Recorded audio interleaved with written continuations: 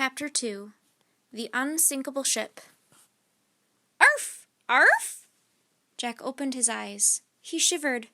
Wherever they were now, it was cold, very cold. Teddy barked again. Shh, said Jack. Annie shined the flashlight on her clothes. Wow, we're dressed like old-fashioned kids, she said.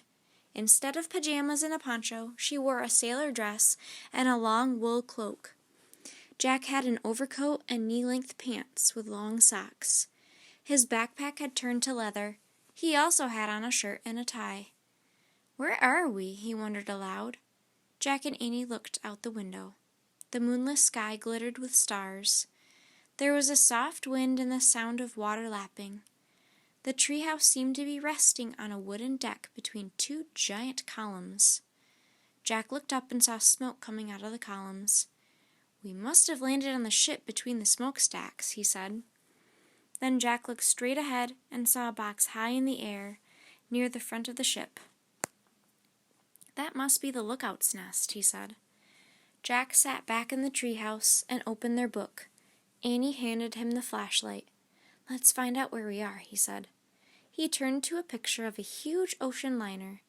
By the light of the flashlight, he read, Late at night on April 14, 1912, an English ocean liner was making her first voyage across the Atlantic Ocean. She was going to New York City. Carrying 2,200 passengers, the ship was 4 city blocks long. Most people believed the ship was unsinkable.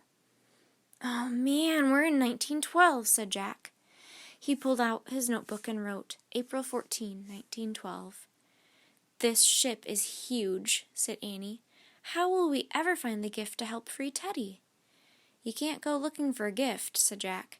You have to wait until someone gives it to you. Right, said Annie with a sigh. Well, I guess we just have to be ourselves, like Morgan said, and maybe we'll get lucky. This is hard, said Jack. The little dog whined.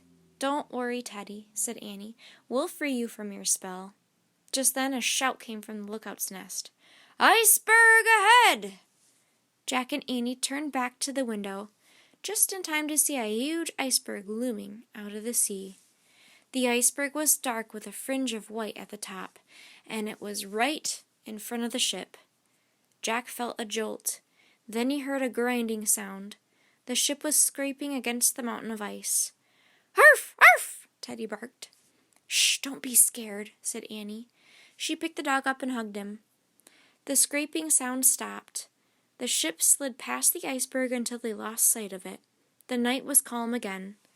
See, Annie said to Teddy, it was just a little bump. The ship is unsinkable. But Jack was worried. Wait, I have to read more about this, he said. Don't read now, Jack, said Annie. It's time to get the gift. Come on, Teddy. She picked up the little dog and the flashlight, and she climbed out the treehouse window.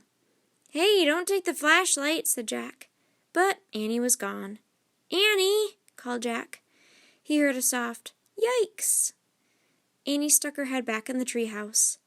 Bad news, she said in a whisper. I think you'd better see this. Jack threw his stuff into his knapsack. He put it on and climbed out the window. Annie was standing by the ship's railing, holding Teddy. Without a word, she shined the flashlight on a life preserver hanging from the railing. In the big black letters were the words, RMS Titanic.